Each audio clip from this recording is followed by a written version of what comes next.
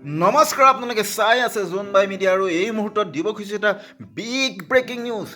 বলিউডৰ অভিনেতা ছৈফ আলী খানক হানি খুচি হত্যাৰ চেষ্টা আৰু বৰ্তমান তেওঁ মৃত্যুৰে যুঁজি আছে। হয়, এই মুহূৰ্তত এটা বিগ ব্ৰেকিং নিউজ। বলিউডৰ অভিনেতা ছৈফ আলী খানক হানি খুচি হত্যাৰ চেষ্টা আৰু ইতিমধ্যেই অভিনেতাজনে মুম্বাইৰ লীলাৱতী হস্পিটেলত মৃত্যুৰে যুঁজি আছে। এই মুহূৰ্তত এটা big breaking news.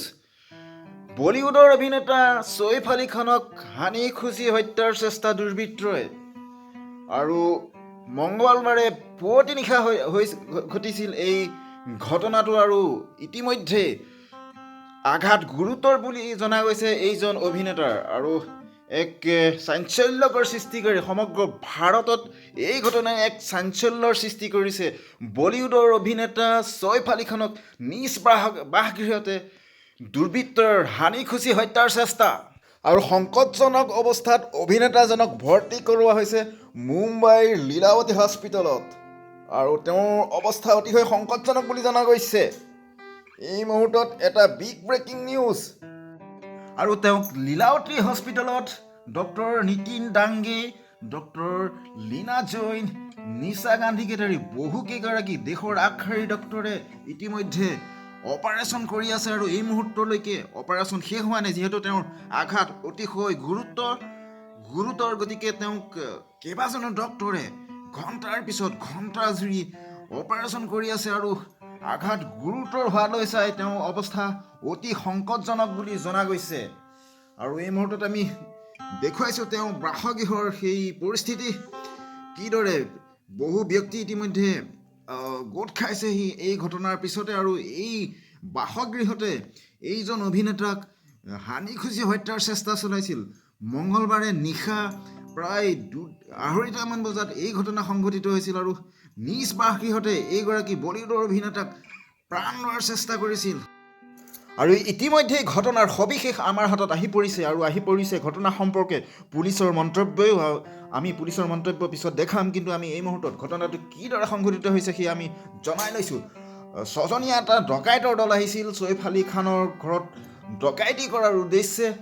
5জন Saif Ali খানৰ ঘৰৰ বাহিৰত খাপ পিটি আছিল আৰু এজনে চোকা অস্ত্ৰ লৈ ছৈফ আলী খানৰ ঘৰত প্ৰৱেশ কৰে আৰু প্ৰৱেশ কৰিয়ে প্ৰথমে ডকাইতজন মুখামুখি হয় ছৈফ আলী খানৰ ঘৰত বন্ধ কৰা এগৰাকী মহিলাৰে আৰু তেতিয়াই মহিলাগৰাকীয়ে ডকাইতজনক বাধা দিবলৈ চেষ্টা কৰে আৰু ডকাইতজনে তেতিয়া চোকা অস্ত্ৰৰে বন্ধ কৰা মহিলাগৰাকীক আক্ৰমণ কৰে আৰু তেতিয়াই মহিলাগৰাকীয়ে চিঞৰিবলৈ ধৰে আৰু এই চিঞৰ শুনি কাষতে শুই থকা ছৈফ আলী খান দৌৰি আহে আৰু তেতিয়াই ছৈফ আলী খানক পিছৰ পৰা উক্ত ডকাইতজনে ডেগাৰেৰে ছবাৰ গুৰুতৰভাৱে জখম কৰে আৰু ডিঙি, পিঠি, বুকু আৰু কামিহাৰত গুৰুতৰ আঘাত পায়। আৰু এই ডকাইতৰ উপৰ্যুপৰি আক্ৰমণত হতচকিত হৈ আৰু অত্যাধিক ৰক্তক্ষৰণ হৈ ছৈফ আলী খান ঢলি পৰে আৰু তাৰপিছতেই এক হুৱাদুৱা পৰিৱেশ সৃষ্টি হৈ যায় আৰু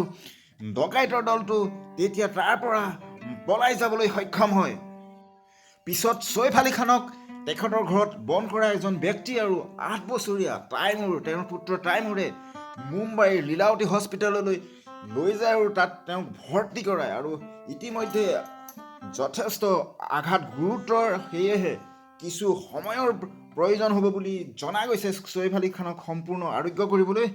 আৰু ইতিমধ্যে অপাৰেশ্যন ইটোৰ পিছত সিটো 6টাকৈ অপাৰেশ্যন ইতিমধ্যে সম্পন্ন হৈছে আৰু উল্লেখ কৰিব পাৰি যে ইমানেই ভয়ানকভাৱে আক্ৰমণ কৰিছিল যে ডেগাৰৰ এটা অংশ ছৈফ আলী খানৰ শৰীৰত থাকি গৈছিল। ইতিমধ্যে সেই ভাগি যোৱা ডেগাৰৰ অংশটো ডক্তৰসকলে আপ্ৰাণ চেষ্টা কৰি ছৈফ আলী খানৰ শৰীৰৰ পৰা বাহিৰ কৰিছে বুলি জনা গৈছে। আৰু ইতিমধ্যে মুম্বাই পুলিচে 10টাকৈ টীম গঠন কৰিছে, তাতে আছে ক্ৰাইম ব্ৰাঞ্চো আৰু গতিকে মুম্বাই পুলিচ আৰু ক্ৰাইম ব্ৰাঞ্চে ইতিমধ্যে ঘটনাস্থলীত উপস্থিত হৈছে আৰু ঘটনাৰ তদন্ত ইতিমধ্যে আৰম্ভ কৰিছে আৰু প্ৰাথমিক তদন্তত এয়া এক ডকাইতিৰ ঘটনা বুলি জানিব পৰা গৈছে। ইতিমধ্যে এজন ব্যক্তিক এই ঘটনাৰ সম্পৰ্কত পুলিচে আটক কৰিবলৈ সক্ষম হৈছে আৰু বাকী কেইজন পলাই আছে বুলি জানিব পৰা গৈছে আৰু এক সংকটজনক অৱস্থাত অভিনেতা ছৈফ আলী খান মুম্বাইৰ লীলাৱতী হস্পিটেলত চিকিৎসাধীন হৈ আছে আৰু এই মুহূৰ্তত আমাৰ হাতত আহি পৰিছে পুলিচৰ মন্তব্য আৰু এই মুহূৰ্তত আগবঢ়াইছোঁ পুলিচৰ সেই মন্তব্য আপোনালোকে চাই থাকিব জোন বাই মিডিয়া আমাৰ পেজটো লাইক কৰিব আৰু চেনেলটো ছাবস্ক্ৰাইব কৰিবলৈ নাপাহৰিব থেংক ইউ एक एक्यूज एक्टर के घर पे गया था ऐसा इन्वेस्टिगेशन में पता चला है। एक्यूज फायर एस्केप का यूज़ करके इनके घर पे गया था, ये भी पता चला है। अभी तक के इन्वेस्टिगेशन में ये एक चोरी का अटेम्प्ट था, ऐसा हमारे इन्वेस्टिगेशन में निष्पन्न हुआ है। एक्यूज को जल्दी अरेस्ट करने की कोशिश हमारी चल रही है और एक बार एक्यूज अरेस्ट हो जाता है तो उसके बाद आगे के डिटेल्स ये हम आपसे डिस्क्लोज कर पाएंगे।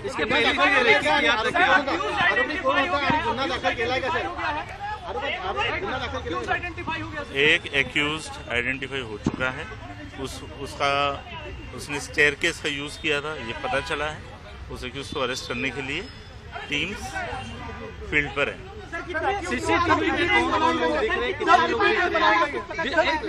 सीसीटीवी में कौन 10 डिटेक्शन टीम्स हैं जो अलग अलग डायरेक्शंस में काम कर रही है। एक एक्यूज है, वो एक्यूज की मूवमेंट उस अपार्टमेंट में कल रात में ये इंसिडेंस के समय पे देखी गई है और उस दिशा में इन्वेस्टिगेशन चल रहा है। स्टेयरकेस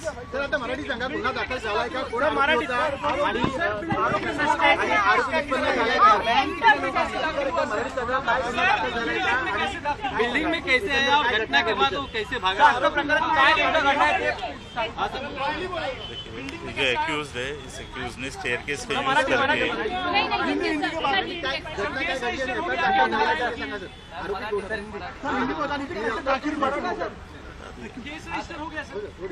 ऑफेंस रजिस्टर हो चुका है बैंड्रा पुलिस स्टेशन में।